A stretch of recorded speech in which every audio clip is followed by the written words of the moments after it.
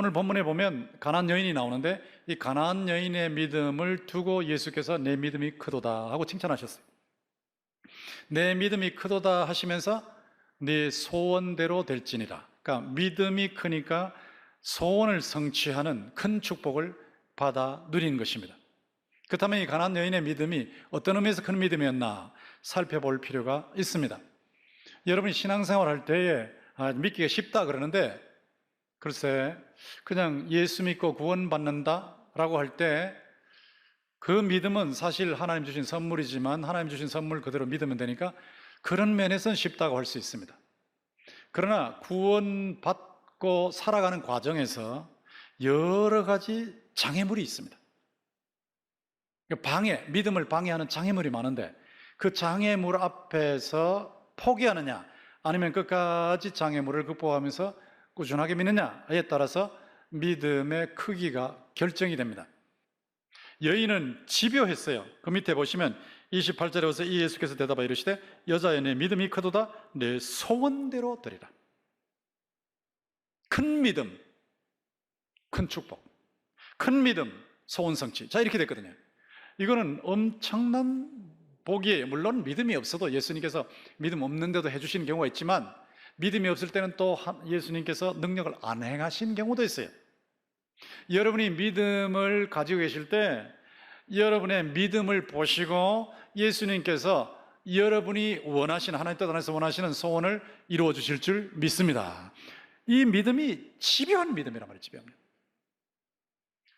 어떤 분야에서든지 간에 참된 의미의 성공을 하는 사람들은 집요합니다. 관찰해 보세요. 머리가 좋아서 성공한다? 그런 면도 있죠. 환경이 좋아서 금수저니까 성공한다? 그런 면도 있죠. 재능이 뛰어나서 성공한다? 그런 면도 있죠. 그런데요, 잘 관찰해 보세요. 머리가 좀 나쁘고 흙수저라도 재능도 좀 부족해도 평생 집요한 사람이 있어요. 올바른 방향을 잡고는 집요하게 가는 사람이 있어요. 그 사람이 참된 의미의 성공을 해요. 믿음도 똑같아요. 집요한 겁니다. 이 여인이 집요한 믿음을 가질 때는 비결이 있거든요. 집요하게 될 때는 뭔가 비결이 있는 거지 그냥 집요한 믿음이 생기는 거 아니에요. 막 계속 거절한데도 계속 달라붙는다 할 때는 뭔가 비결이 있거든요. 그 비결이 무엇입니까? 그것이 22절에 보시면 주 다윗의 자손이요. 이게 비결이에요. 주 다윗의 자손이요. 우리가 믿는다고 할 때는 믿음의 대상이 선명해야 돼요. 선명. 예수님을 믿는데 예수님이 누구냐? 주 다윗의 자손이다. 주라는 말은 주인이라는 말입니다. 그냥 보통 주인이다, 뭐 재산 좀 가지고 있는 주인이다, 회사 건드리는 주인이다, 이 정도 아니고 우주의 주인이란 말이죠. 인간사 전체의 주인이란 말이에요. 나의 인생의 주인이란 말이에요. 내 딸이 흉악히 귀신 들려 있지만 이 흉악한 귀신도 쫓아내실 수 있는 악령의 세계도 통제하시는 주인이란 말이에요. 어떤 문제도 해결하실 수 있는 문제 해결의 주인이다. 모든 것의 주인이다. 그런 뜻이에요. 우주의 주인이다. 인간 세상의 주인이다. 이게 대단한 주인이죠. 대단한 주인. 이것을 믿으니까 매달리는 거예요. 이거 안 믿으면 어떻게 매달리겠습니까? 거절하면 그냥 그만둬 버리지. 내가 달라붙어도 별거 없겠네 싶으면 그만둬 버리죠. 그러나 내가 매달리면 반드시 놀라운 결과가 있을 것이라는 걸 믿으니까 달라붙은 거거든요. 어째서 놀라운 결과가 있느냐? 주니까. 저는 최근에 성경을 읽으면서 I am the Lord, 내가 여호와다, 내가 주다. I am that I am, 나는 스스로 있는 자다. 그들로 하여금 내가 주라는 걸 알게 할 것이다. 너희로 하여금 내가 주라는 걸 알게 할 것이다. 그런데요, 얼마나 은혜가 되는지 몰라요. 그러니까 예수 그리스도가 우주를 창조하시고 인간 세계를 창조하시고 통치하시고 여러분의 삶의 모든 문제도 통치하시고 모든 것을 합력해서 선을 이루시고 문제를 해결하시고 질병도 치유하시고 사망도 해결하시는 주인이심을 믿습니다. 아무리 어려운 일이 있어도 이 주인이신 예수님을 붙잡으면 되는 거죠. 다윗의 자손은 뭐냐? 다윗의 자손은 다윗이 왕이에요. 왕. 이스라엘 역사의 최고의 왕이에요. 왕이요. 다윗의 후손도 왕, 예수님이 왕이요. 어떤 왕이냐? 다윗은 이스라엘의 왕이지만 예수님은 우주의 왕이에요. 우주의. 천국의 왕이에요. 천국의 왕. 주 다윗의 자손이요 할 때는 우주를 주관하신 주인이시여, 천국의 왕이시여, 뭐든지 하실 수 있는 분이에요. 이런 뜻이에요. 나를 불쌍히 여기소서. 우리가 믿는 예수님 보통 분이 아닙니다. 대단한 분이에요. 여러분이 평생 예수 믿고 손해보실 거 하나도 없어요. 예수 믿고 실망하실 거 하나도 없어요. 본질적으로, 근본적으로, 궁극적으로 마침내 예수 그리스도의 통치의 놀라운 복을 받아 누리시고 계시고 받아 누리실 줄 믿습니다. 대단한 분이세요. 대단한 분. 팔공산의 갓바위 앞에 가서 매달린다고 되는 거 아니란 말이에요. 자기 건강이나 지식이나 명예나 재능에 매달린다고 되는 게 아니란 말이야. 주 다윗의 자손, 그분에게 매달리면 되는 거예요. 예수님이 이런 면에서 유일하신 분이라는 게 요한복음 14장 6절에 분명히 나와 있지 않습니까? 같이 읽어봅시다. 시작. 내가 곧 길이요 진리요 생명이니 나로 말미암지 않고는 아버지께로 올 자가 없느니라. 예수님이 왜 주인이시냐? 하나님께로 가는 길이니까, 하나님을 알려주시는 진리니까, 하나님과 접속시키시는 생명이시니까. 이것이면 됐죠. 우주의 창조자시고 인간의 창조자시고 통치자시고 모든 것을 다 간섭하셔서 심판도 하시고 구원도 하시고 마침내 천국을 완성하실 하나님과 연결시키시는 분이니까 대단한 분이죠. 이 예수 그리스도 외에는 길, 진리, 생명이 없습니다. 이 예수님에게 매달리면 되는데 여인이 예수님을 선명하게 깨달은 거예요. 비행기에서 그냥 낙하산도 없이 뛰어내리는 게 이 믿음이다, 다 퍼놓고 믿는 게 믿음이다. 그건 믿음 아니에요. 맹신이지. 그건 믿음 아니에요. 맹신입니다. 맹신. 우리가 믿는 믿음은 그런 믿음 아니에요. 우리는 분명한 근거를 가지고 믿어요. 성경의 근거가 분명히 있습니다. 예수 그리스도가 주요 다윗의 자손 천국의 왕이신 게 분명합니다. 하나님이 창조자시요 통치자시요 구원자이신 것이 분명합니다. 이 선명한 대상을 믿는 것, 근거를 가지고 믿는 것, 이게 믿음이에요. 이것이 분명하면요 끝까지 매달려요. 믿음의 대상이 선명하다는 면에서 큰 믿음이에요. 자, 이 큰 믿음을 놓고 이제 조금 더 들어가 보시죠. 자, 작은 믿음도 있고 큰 믿음도 있다. 이걸 인정 안 하면 사람이 발전이 없다고 그랬잖아요. 탁구를 치는데 금메달리스트하고 쳐보니까 내가 실력이 형편없거든요. 그러면 내가 잘 쳐야 되겠다, 더 연습해야 되겠다, 이렇게 되지 않겠어요? 믿음이 있는데 내 믿음은 너무 형편없거든. 근데 딴 사람 믿음은 너무 큰 거예요. 그러니까 저 사람 저렇게 믿어서 저렇게 하나님의 일을 하고 저렇게 복을 받네 하면 착을 받지 않습니까? 작은 믿음이 있습니다. 분명히. 큰 믿음도 있습니다. 분명히. 그러니까 작은 믿음이 아니고 여기서는 큰 믿음을 말하고 있으니까 이걸 인정을 해야 노력을 하게 되는 거예요. 자극을 받게 되는 거예요. 그리고 근육을 키우게 되는 겁니다. 여기는 작은 믿음이 아니고 큰 믿음인데, 자 보세요. 작은 믿음도 있고 큰 믿음도 있어요. 일시적인 믿음도 있고 꾸준한 믿음도 있어요. 냉랭한 믿음도 있고 뜨거운 믿음도 있어요. 지금 말씀을 들을 때도 여러분 심령 속에서 막 심령이 막 뛰듯이 기뻐하는 믿음이 있고 뭐 별로 그게 그거지 하는 믿음도 있어요. 전부 차이가 있지 않습니까? 죽은 믿음도 있고 산 믿음도 있습니다. 말뿐인 믿음도 있고 일을 이루어내는 믿음도 있습니다. 이 믿음의 차이가 있다고 분명히 인정하셔야 돼요. 이 믿음의 차이가 있는데 여기 본문에 나오는 이 여인처럼 예수 그리스도를 분명히 알고 끝까지 매달리는 믿음, 도무지 그런 믿음을 가질 수 없는 상황 속에서 가지고 있는 그 믿음, 이게 큰 믿음이라고.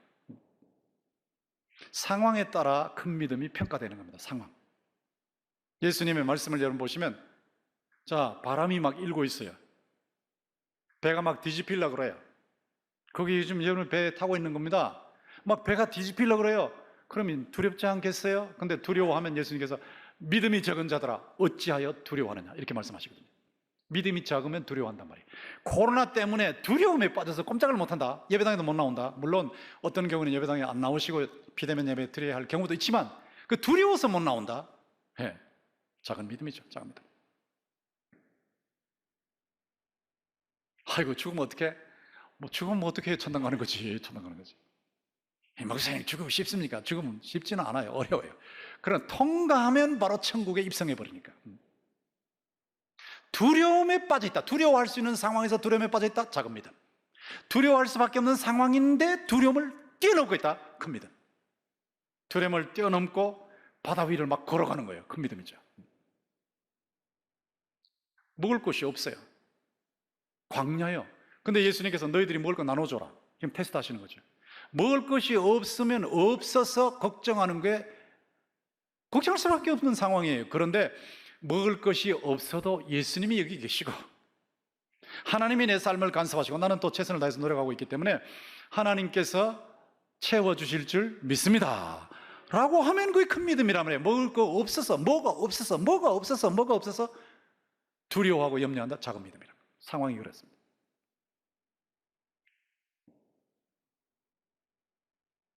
베드로가 주는 그리스도시요 살아계신 하나님의 아들입니다 고백했죠. 예수님께서 칭찬하셨죠. 근데 예수께서 그 다음에 내가 이제 고난당한다, 죽는다, 또 십자가를 말씀하시고 부활을 말씀하시고, 그때 베드로가 주님 그렇게 하지 마세요. 아유 그러면 안 됩니다, 안 됩니다. 자, 베드로 보세요. 주는 그리스도시요 살아계신 하나님의 아들입니다. 구원의 믿음에서는 칭찬받았어요. 그러나 현재 구원을 받아가는 과정 속에 고통이 온다 그럴 때는 바로 노 해버렸잖아요. 믿음이 약해요. 믿음이 약해요. 주님을 섬기는데 조금만 어려움이 있으면 바로 흔들려버리고, 조금만 어려움이 있으면 뒤로 돌아서 버리고, 약한 믿음이에요. 십자가가 아무리 있어도 십자가를 달게 지면 십자가 후에 부활의 능력이 나타나고, 십자가를 지는 동안에 하나님께서 주시는 넘치는 축복과 생명과 능력이 있을 줄 믿습니다. 상황이 어떠하든 이렇게 믿는다면 큰 믿음이라. 상황에 따라 큰 믿음을 말해요. 여인은 상황에서 도무지 믿을 수 없어요. 두로와 시돈이에요. 예수님에 대해서 직접 본 적도 없고 들은 적도 없어요. 그냥 소문으로 들었어요. 상황이 안 좋아요. 근데 거기서도 믿었기 때문에 큰 믿음입니다. 큰 믿음이라는 것은 어려운 것을 믿는 걸 말해요. 어려운 걸 믿는다. 어려운 게 있냐? 있어요. 보세요. 예수님이 치료해 주신다 그러면 아이고 오셔서 말씀이라도 하시고 손이라도 얹어주시면 그러면 낫겠습니다 하는 이런 믿음, 이게 보통 아니겠어요? 그런데 이태리 백부장의 믿음은 무엇입니까? 멀리 떨어져요. 하인이 저쪽 멀리 있어요. 멀리 있는데 예수님 거기까지 오실 거 없습니다. 가실 거 없습니다. 여기서 말씀하세요. 여기서 말씀하셔도 저 멀리 떨어져 있는 제 하인이 낫겠습니다. 이거 보통 믿음이 아닙니다. 보통 믿음. 여러분이 주님께서 응답하시고 기도에 응답하시면 여기서 기도해도 브라질에 가 있고 미국에 가 있고 영국에 가 있고 해외에 가 있는 여러분 자녀에게 기도의 결과로 능력이 나타날 줄 믿습니다. 이 거리를 초월하는 역사가 나타날 줄 믿습니다. 이게 큰 믿음이라고 해요. 이거 거리를 초월하는 능력의 역사를 믿는다. 이거 어려운 거 믿는 거예요. 어려운 거 믿는 거예요. 예수님이 계속 거절하시는데, 침묵으로 거절하시고 차별로 거절하시고 수모로 거절하신데도 계속해서 믿어요. 이거 어려운 상황에서 믿고 있는 거죠. 어려운 것을 믿고 있어요. 어려운 거. 안 해주시려고 하는 것 같은데 계속 믿는 거. 이거 어려운 거 믿는 겁니다. 어려운 거. 빌립보 4장 19절을 여러분이 아십니까? 빌립보 4장 19절 제가 늘 외우고 있는데, 나의 하나님이 그리스도 예수 안에서 영광 가운데 그 풍성한 대로 너희 모든 쓸 것을 채우시리라. 이거 말은 좋은데 믿냐 이거지. 물론 노력도 안 하고 그냥 앉아서 감옥시 떨어지기를 기다리는 그거 아니고 최선을 다해서 노력하지만 나의 하나님이 그리스도 예수 안에서 영광 가운데 그 풍성한 창고에서 꺼내셔서 너희 모든 쓸 것을 채우시리라. 이걸 믿는다는 것은 어려운 걸 믿는 겁니다. 큰 믿음이에요. 큰 믿음. 떡이 없다고 쩔쩔매고, 뭐 돈이 없다고 쩔쩔매고, 뭐가 없다고 쩔쩔매고, 아니야. 없어도, 돈이 없고 떡이 없고 뭐가 없어도 하나님 뜻대로 살아가는 과정 중에 하나님께서 때가 되면 반드시 나의 하나님이 그리스도 예수 안에서 영광 가운데 그 풍성한 대로 너희 모든 쓸 것을 채워주시리라. 자, 이걸 믿고 일을 하면 힘이 생기는 거예요. 힘이. 이거 대단한 믿음이거든요. 교회 일할 때도 마찬가지, 밖에서 일을 하실 때도 마찬가지, 어떤 일을 하든지 간에 이거 믿는 거예요. 믿는 거. 이거 대단한 믿음입니다. 자, 어려운 것을 믿는 믿음이 큰 믿음이다. 제가 이제 우리의 생활 속으로 더 가까이 가지고 와서 한번 살펴보십시다. 안토니 플루라고 하는 영국의 무신론자가 이신론자로 바뀌었는데, 이신론자란 말은, 무신론자는 하나님이 없다는 거고 이신론자는 하나님은 있다고 믿어요. 하나님이 있다고 믿는데, 하나님은 창조하시고 그냥 철수하셨다. 그래서 자연 이치대로 돌아가게 하시고 세상 이치대로 돌아가게 하시고 간섭 안 하신다. 하나님 통치 안 하셔. 코로나는 뭐 사람이 잘못해서 생긴 거고, 뭐 치료하는 것도 백신 만들면 되는 거고, 뭐 하나님 간섭 안 하신다. 자, 이게 이신론입니다. 이신론. 자, 하나님이 있다는 까지 믿는데 간섭 안 하신다. 그렇게 하는 게 이신론자인데, 이렇게 된 사람이 안토니 블루인데, 이 안토니 블루가 보이지 않는 정원사라는 비유를 가지고 자기 입장을 밝혔어요. 이게 무슨 얘기인가 하니까, 두 사람이 탐험가가 정글에 들어갔는데 아름다운 정원이 있는 거예요. 아름다운 정글 속에 아름다운 정원이 있어요. 그래서 한 사람은 정원사가 있다, 그렇게 생각하는 거예요. 믿는 거예요. 또 다른 사람이 에이, 정원사가 뭐가 있어요? 정글에 무슨 정원사가 있어? 분명히 정원은 있는데 정원사는 안 믿는 거예요. 안 보이니까. 두 사람이 다르죠. 기다렸어요. 두 사람이 오래 기다렸는데 정원사가 안 나타나요. 그러니까 그래도 한 사람은 그래도 정원사는 있다고. 정원을 봐라. 정원을 보면 정원사가 있지 않냐? 근데 한 사람은 에이, 정원사 없어. 안 나타났는데? 이번에는 전선을 설치하고 그 다음에 사냥개를 배치를 시켰어요. 정원사가 있으면 전선에 찌 하고 걸릴 거고, 사냥개가 소리를 지를 테니까, 으릉댈 테니까. 그런데 사냥개가 어늘대지도 으릉대지도 않아요. 전선에 찌 하는 걸리지도 않아요. 그러니까 한 사람은 없어. 정원사 없어. 그러고 다른 사람은 아니야. 보이지 않지만 정원사는 계셔. 여기 정원이 있잖아. 봐라. 이 아름답게 갖고 왔잖아. 분명히 있다. 여러분은 누굽니까? 하나님이 안 보이시는데. 안 보이시는 정원사 하나님이 계시는가 안 계시는가? 계신다면 사랑으로 간섭하시는가 안 하시는가? 여러분 어느 쪽입니까? 기독교인들이 다 예수를 믿는다고 하지만 안토니 블루의 말에 귀가 솔깃해져 있어요. 왜? 자신이 당하는 고통을 보니까 사랑의 하나님 안 계신다. 하나님 계셔도 나를 안 사랑하신다. 사랑으로 내 삶에 간섭 안 하신다. 뭐 이렇게 생각할 가능성이 많지 않아요? 분명하게 믿는다면 담력이 있을 것이고, 의욕이 있을 것이고, 확신이 있을 것이고, 희망이 있을 건데 안 믿어버리는 거예요. 자, 그러니까 현실적으로는 안토니 블루의 말에 동의하는 사람이 참 많아요. 기독교인들 중에. 왜? 고통 때문에. 이 고통의 문제가, 악의 문제가 아킬레스건입니다. 아킬레스건이라는 말은 발 뒤꿈치 근육을 말이고, 발 뒤꿈치 근육을 탁 쳐버리면 거기 힘이 없으면 축 처지니까, 그래서 그 약점입니다. 약점을 아킬레스건이라고 말하는데, 기독교의 최고의 약점이 뭐냐? 악의 문제다. 고통의 문제다. 안토니 블루가 봐라, 너 예수 믿는데 이렇게 왜 사람이 죽냐? 예수 믿는데 왜 암에 걸리냐? 예수 믿는데 왜 코로나가 있냐? 예수 믿는데 왜 쓰나미가 있고 말이야? 예수 믿는데 저 북한 동포들이 고통을 당하느냐? 하나님 어디 있어? 그런 사랑의 하나님 어디 있어? 선한 하나님 어디 있어? 자, 요게 기독교를 공격하는 거라고. 이럴 때 맞다 고통의 현실을 보니까 없는 것 같다, 하나님이 없는 것 같고, 있어도 간섭 안 하시는 것 같다.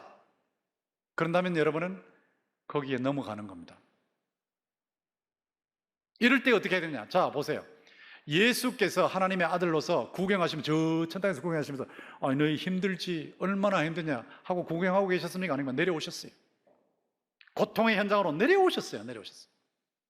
내려오셔서 고통을 당하셨어요.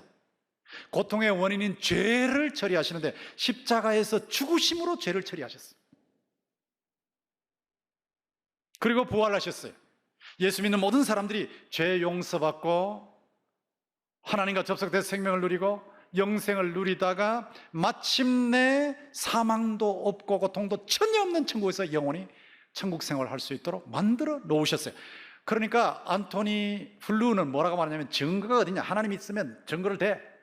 하나님이 사랑하신다면 증거를 대. 그런데 최고의 증거가 십자가입니다. 눈에 보이지 않지만 최고의, 하나님의 사랑의 최고의 증거가 십자가입니다. 하나님께서 자신의 아들을 십자가에 내어주셔서 저와 여러분을 위해서 십자가에서 피 흘려 죽게 하심으로 저와 여러분을 구원해내신 것이 최고의 사랑이에요. 이 사랑을 베푸신 하나님께서 여러분의 구체적인 삶의 현장에 늘 함께 하시면서 모든 잘못된 것, 모든 고통스러운 것, 모든 악한 것을 다 끌어모아서 결과적으로 과정에서 선하게 만드실 줄 믿습니다. 하나님을 사랑하는 자고 그 뜻대로 부르심을 입은 자들에게는 모든 것이 합력하여 선을 이루도록 만드시는 하나님이 보이지 않지만 계신다는 거예요. 보이지 않는 정원사로, 사랑의 정원사로 우리의 인생을 가꾸시고 계신다는 거예요. 그리고 최고의 증거는 십자가입니다. 십자가. 악의 현존 앞에서 하나님이 우리를 사랑하신다는 증거가 아무것도 없으니까 기독교 믿지 말라는 안토니 블루의 말은 틀렸습니다. 하나님께서 우리를 사랑하신다는 증거가 우리 주변에 가득합니다. 예수 그리스도가 최고의 증거입니다. 이런 믿음을 가지고 승리하시기를 주의 이름으로 축원합니다. 자, 이렇게 보면서 이제 지금까지 6번 설교하고 오늘 7번째 하는 이 설교를 정리하는 거예요. 다각도, 이 고통의 문제를 가지고 다각도에서 보는 거예요. 여러 각도에서 보는데, 첫 번째 제가 말씀드린 것이 고통의 현장에 하나님 어디 있냐? 부재자 신, 부재, 하나님이 안 계신다. 부재 신의 문제. 안 보이죠? 증거 없네. 자, 그때 욥이 뭐라 그랬어요? 나의 가는 길을 오직 그가 아시나니 그가 나를 단련하신 후에는 내가 정금같이 나올 것이다. 그랬어요. 눈에는 안 들어오지만은 보이지 않는 정원사 하나님이 내 고난 속에 계신다는 거예요. 그리고 나를 단련하셔서 큰 인물로 만들어 가시고 큰 축복을 받을 그릇으로 준비하시고 계신다는 거예요. 이게 믿음이죠. 거인 현실의 고비, 현실에 막 거인들이 막 나를 잡아먹으려고, 문제들이 막 나를 잡아먹으려고 그럴 때, 우리 못한다, 죽는다, 현실 속하면 다 잡혀먹혀. 자, 이런 사람이 있는가 하면 아니야. 아무리 거인의 현실이 있다 할지라도 하나님께서 함께 하시면 우리가 가나안 땅에 들어갈 수 있음을 믿는다. 젖과 꿀이 흐르는 땅으로 하나님은 반드시 들이실 것이다 하고 믿는 믿음, 거인 현실의 고통 앞에서 하나님이 살아계셔서 우리를 가나안 땅에 입성시킬 것이다. 이게 믿음이란 말입니다. 아무리 기도해도 응답이 없어요. 기도해도 아무 응답이 없어요. 그래도 포기하지 않아요. 밤낮 부르짖는 과부처럼 밤낮 하나님께 부르짖어요. 밤낮 부르짖는 자기 백성, 택한 백성의 기도를 하나님께서 들어주실 줄 믿습니다. 이게 곱이 넘어가는 믿음이죠. 고통의 현실 속에서 각도를 전부 달리하는 겁니다. 사랑의 하나님 어디 계시냐 그러지만 사랑의 하나님 눈에는 안 보이시지만 고통의 현장 속에서 나를 단련하시고 계셔. 나를 비적하시고 계셔. 나에게 천국의 소망을 주시고 계셔. 내가 업그레이드 되게 하고 계셔. 나를 낮추시고 시험하사 마침내 복을 주실 줄 믿습니다. 이게 사랑결핍의 고비 넘어가는 거죠. 탐욕 자랑의 고비, 우선 편하게 살자. 우선 편한 세상에서 막 편하게 살아. 뭐하러 예수 믿으면 고생하냐 이럴 때 노. 그건 다 지나가는 거예요. 이 세상도 그 정욕도 지나가되 오직 하나님의 뜻을 행하는 자는 영원히 거하리로다 라고 하면서 영원한 가치관에 따라 삽니다. 그게 믿음입니다. 성경대로 사는데 냉랭해. 성령을 얘기하는데 막 분별력이 없어. 이 균형상실. 여기에서 성경대로 살면서도 능력의 성령을 체험하고 능력의 성령을 체험하면서도 성경대로 분별하고 여기에 균형을 유지하는 믿음이죠. 오늘처럼 가나안 여인처럼 딸이 지금 흉악한 귀신 들려 죽게 생겼는데 예수님은 계속해서 장애물을 앞에 놓으시고 침묵하시고 차별하시고 숨을 주신 것 같고 그래도 계속 달라붙는 거예요. 계속 달라붙어서 주 다윗의 자손이여 나를 불쌍히 여기소서 하면 끝까지 매달리는 거예요. 이게 믿음입니다. 믿음. 이렇게 쭉 볼 때 결론을 내리면 어떻게 내릴 수 있냐? 7번 설교의 결론이 어떻게 내려질 수 있냐? 자, 고통의 고비. 고통의 고비가 있는데 이 고통의 고비는 낮추시는 겁니다. 낮추시는 거. 납작업 드리면 돼요. 고통을 당하실 때 납작업 드리시면 돼요. 낮추시는 거예요. 이때가 시험하신 거 시험하시기 때문에 믿고 순종하시면 돼요. 그래도 믿습니다. 주여 그래도 믿습니다. 주여 그래도 믿습니다. 믿고 순종하시면 돼요. 그리고 이것이 축복을 끌어올리시는 거예요. 축복의 기회입니다. 마침내 복을 주시는 거예요. 사명을 감당하게 하시고 축복을 누리게 하시고 신명기 8장 16절 말씀대로 낮추시고 너를 낮추시며 너를 시험하사 너를 낮추시며 너를 시험하사 자, 낮추시는 고통 그게 바로 시험하는 거예요. 네, 마침내 내게 복을 주려 하심이었느니라. 고비를 넘기시면 돼요. 고통이 고비가 있죠? 그때 시험이라고 생각하시고 믿고 순종하시면서 고비를 넘기시면 큰 축복이 기다리고 있습니다. 이런 귀한 축복을 감당하시면서 사명을 감당하시기를 주님의 이름으로 축원합니다.